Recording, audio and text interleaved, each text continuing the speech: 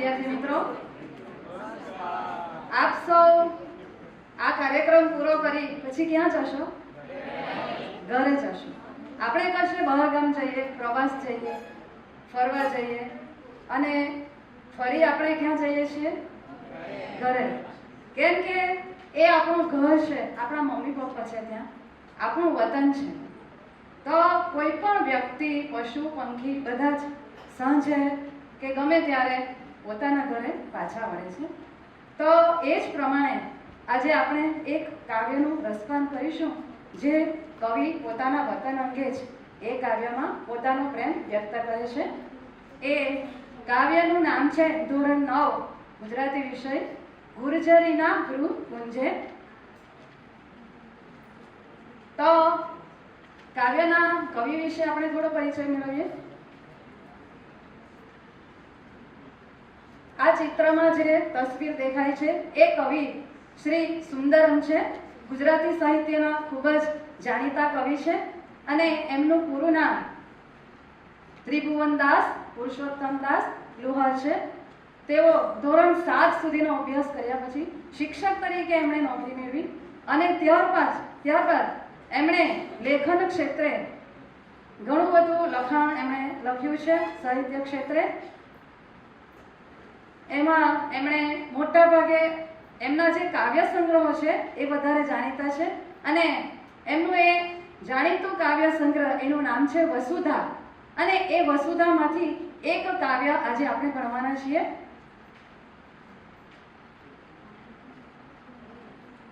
એ કાવ્યનું શીર્ષક છે ગુર્જરીના ગૃહ કુંજે. તો આ કાવ્યમાં કવિ શ્રી સુંદરમ એ પોતાના વતન પ્રત્યેનો જે પ્રેમ છે એ પ્રેમ એમણે આ કાવ્યમાં વ્યક્ત કર્યો છે.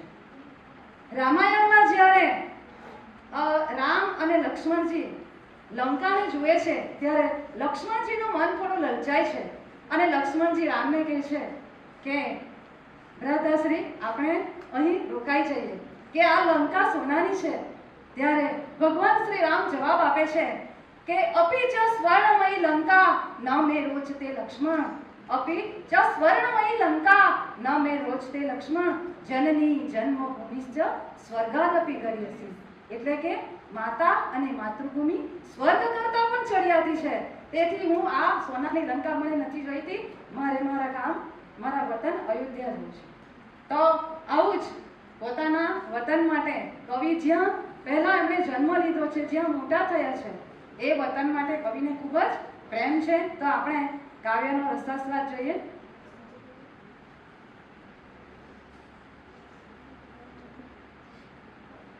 ગુર્જરીના ગૃહ કુંજે અમારું જીવન ગુંજે ગુંજે. ગુર્જરીના ગૃહ કુંજે એટલે કે પોતાનું વતન, ગુજરાતનું જે વતન છે કવિનું. કવિ ભરૂચના મિયામતર ગામના વતની છે અને પોતાના વતન પ્રત્યે એ પોતાની યાદ અહીં વાગોળે છે. આંખ અમારી ખુલી અહીં પહેલી, પગલી ભરી અહીં પહેલી. આંખ અમારી ખુલી એટલે કે પહેલો જન્મ લીધો ત્યારે આંખ ખોલી. કવિએ પહેલો અહીં જન્મ લીધો છે, બરાબર. અને પગલી ભરી અહીં પહેલી, પહેલા એ ચાલતા શીખ્યા છે. આપણા ઘરમાં નાનું બાળક હોય, આપણે પણ જ્યારે ચાલતા થયા હતા ત્યારે પહેલી વાર આપણે ચાલતા થયા ને ત્યારે આપણા મમ્મી પપ્પા કેટલા ખુશ થયા અને આપણે પણ કે જો આ ચાલતો થઈ ગયો, આ નાની બેન ચાલતી થઈ ગઈ. એટલે એટલી આપણને ખુશી, અને એ ખુશી એ આપણા વતન સાથે, વતનની યાદ સાથે જોડાયેલી છે. અહીં અમારા યૌવન કેરી વાદળીઓ વસેલી. અહીં યુવાનીમાં અનેક કાર્યો કર્યા, ધમાલ મસ્તી બધું જ યુવાની, અને એ બધું કવિ અહીં યાદ કરે છે. અહીં શિયાળે તાપ્યા સગડી કોકિલ સુણી વસંતે. જ્યારે ગામમાં વાતાવરણ હોય ને આવું ઠંડીનું, ત્યારે પહેલા લોકો તાપણું કરતા હતા. અત્યારે તો બધા હીટર ચાલુ કરે છે, પણ કવિ એ જ્યારે સગડી તાપતા હતા ને એ વાત યાદ કરે છે કે અહીં શિયાળે તાપ્યા સગડી કોકિલ સુણી વસંતે.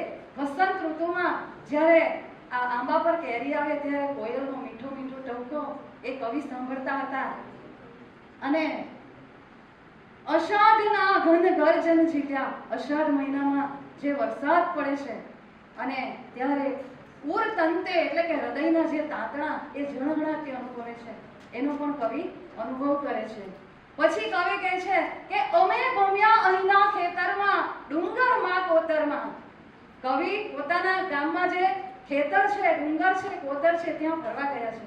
કોતર એટલે કે જે નદીના પ્રવાહથી જે નદી જમીનનો ભાગ ઊંડો થઈ જાય, કોતરાઈ જાય, એને કોતર કહેવાય. તો જે લોકો પેલું ગામમાં રહેતા હોય એ લોકોને ડુંગર પર ચડવાની ઉતરવાની પ્રેક્ટિસ હોય છે, બહુ મજા આવે છે. બરાબર. નદીઓમાં નહાવાનું મળે છે.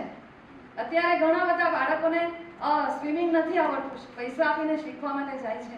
જ્યારે ગામમાં નદી હોય એ બાળકોને તરતા પણ આવડતું હોય છે. નદીઓમાં નહ્યા આરોત્યા કુદરત પાનેતરમાં. કુદરત રૂપી પાનેતર. પાનેતર એટલે શું આપણને ખ્યાલ હશે. તો પાનેતર એટલે લગ્ન વખતે જે કન્યાને પહેરાવવામાં આવતું લાલ કલરનું વસ્ત્ર, લાલ કલરની સાડી. કદાચ તમે ઉપલા ધોરણના હશો કે ઇંગ્લિશ મીડિયમના હશો તો ખ્યાલ નહીં હોય તો પાનેતર બહુ સામાન્ય શબ્દ છે.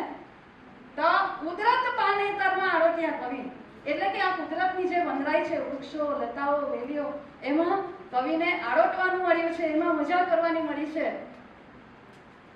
કવિ પછી કહે છે કે અહીં અમારા તન ધન અર્પ્યા, પૌરુષ પ્રાણ સમર્પ્યા. કવિએ વતન માટે બધું જ કર્યું છે, પોતાનું તન મન ધન અર્પણ કર્યું છે. પૌરુષ પ્રાણ સમર્પ્યા એટલે પુરુષાતન, શૂરવીરતા પણ આ વતન માટે એમણે ન્યૌછાવર કરી છે. અને કવિ એમ કહે છે છેલ્લે કે અહીં અમે રોયા કલ્લોલ્યા, અહીં ઉઠ્યા પછડાયા. અહીં અમે રડ્યા પણ, મસ્તી પણ કરી, દુઃખ પણ અનુભવ્યું, સુખ પણ અનુભવ્યું. અહીં ઉઠ્યા પછડાયા પણ જીવન જંગે જગત ભમ્યા. જીવનના જંગ માટે એટલે કે આપણે આ જે જીવન જીવીએ છીએ અત્યારે વિદ્યાર્થી લાઈફમાં નહીં ખબર પડે, પણ જ્યારે આપણે મોટા થઈએ ને ત્યારે આપણે આ જીવન જીવવા માટે બહુ સંઘર્ષ કરવો પડે. અને કવિ કહે છે કે એના માટે બહુ જ ફર્યા પણ છેલ્લે અમે વિસર્યા નહીં ગૃહ માયા. અમે ઘરની માયા જે છે, વતનની માયા, એ અમે ક્યારેય ભૂલ્યા નથી. તો આ કાવ્યમાં આપણને વતન પ્રત્યેનો કવિનો પ્રેમ જોવા મળે છે. કવિ આદિલ મંસૂરી જ્યારે પોતાનું વતન છોડતા હતા ને ત્યારે એમણે એક કવિતા લખી કે નદીની રેતીમાં રમતું નગર મળે ના મળે, ફરી આ દ્રશ્ય સ્મૃતિ પટ ઉપર મળે ના મળે. અને છેલ્લે કહે છે કે વતનની ધૂળથી માથું ભરી લઉં આદિલ, વતનની ધૂળથી માથું ભરી લઉં આદિલ, અરે આ ધૂળ પછી ઉમ્રભર મળે ના મળે. આખું કાવ્ય યાદ છે પણ અત્યારે સમય નથી. તો આપણે થોડું હું કાવ્ય ગાન કરું છું, પછી છેલ્લે તમારે પણ ગાવાનું છે.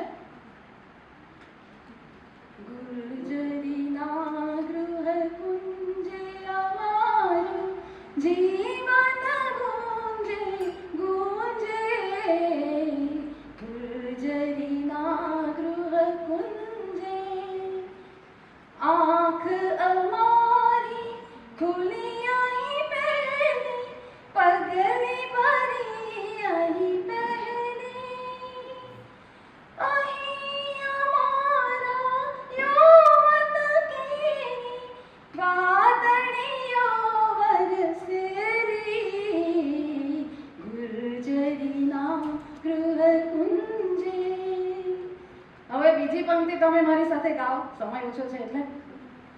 અહીં શિયાળે તાપ્યા સગડી, કોકિલ સુણી વસંતે, અષાઢના ઘન ગર્જન ઝીલ્યા, રણઝણતા ઉરતંતે, ગુર્જરીના ગૃહ કુંજે. અમે બમ્યા અહીં નાવ ખેતરમાં, ડુંગરમાં કોતરમાં, નદીઓમાં નાહ્યા આરોટ્યા કુદરત પાનેતરમાં, ગુર્જરીના ગૃહ કુંજે. હવે છેલ્લે એક કસોટી છે, આપણે લઈ લઈએ ઝડપથી. ગુર્જરીના ગૃહ કુંજે કાવ્યમાં કવિને કેવો અનુભવ નથી થયો? વસંતમાં કોકિલનો ટહુકો સાંભળ્યો, પગલી અહીં જ ભરી હતી, ઉનાળે અહીં સગડી તાપ્યા કે અહીં ખેતરમાં ભમ્યા? કયો વિકલ્પ આવે? બરાબર છે, ઉનાળે સગડી તાપ્યા. બરાબર છે. આંખ અમારી ખુલી અહીં પહેલી. કવિ શું કહેવા માંગે છે? પહેલા જન્મ થયો, બરાબર છે? જીવનમાં સફળતા નિષ્ફળતાનો ઉલ્લેખ ક્યાં જોવા મળે છે? જીવન જંગે જગત ભમ્યા. અને જીવનરૂપી યુદ્ધમાં કવિ ક્યાં ભમ્યા હતા? બરાબર, સરસ.